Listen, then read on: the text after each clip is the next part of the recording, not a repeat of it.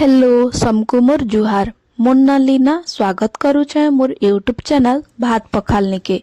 आज आमे बनामा गोटे स्पेशल समर ड्रिंक जेनटा बनाबार लगी ना आमको गुरस दरकार ना कैंसी फल ना आइसक्रीम आ क्रीम दरकार।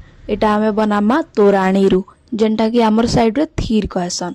तो मैंने गोटे माटीर हांडी थी तोराणी नहीं जाइछे सेथि आमे लेंबू काटी करी पकेई दमा तार संगे मेरसिंगा पतर देदमा आउ अदा के टिके छेची करी थी पकेदमा तार संगे केतेटा मिर्चा के काटी करी पकेदमा टेस्ट हिसाब नून देदमा तार संगे चाट मसला मिर्चा गुण जीरा पाउडर आउ टिके गुडमर्ची पाउडर भी देदमा आ दही 3 रु 4 चम्मच मिसई करी सबू के भल से मिक्स करी दमा।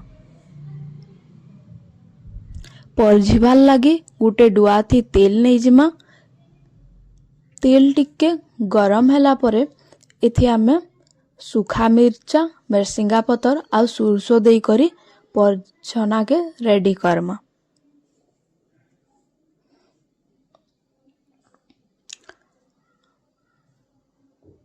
इटा रेडी ही गले डायरेक्ट नहीं करी आमर तोराणी रे मिक्स करी दमा आउ भल से सबू के आउ थरे मिसई दमा।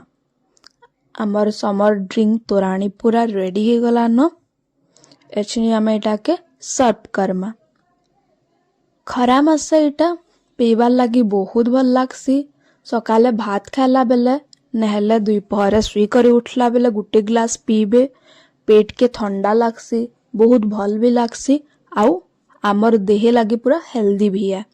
घरे ट्राई करबे निजे भी पीबे और निजर फैमिली रा समकु पियाबे सभे खुश हो जिबे।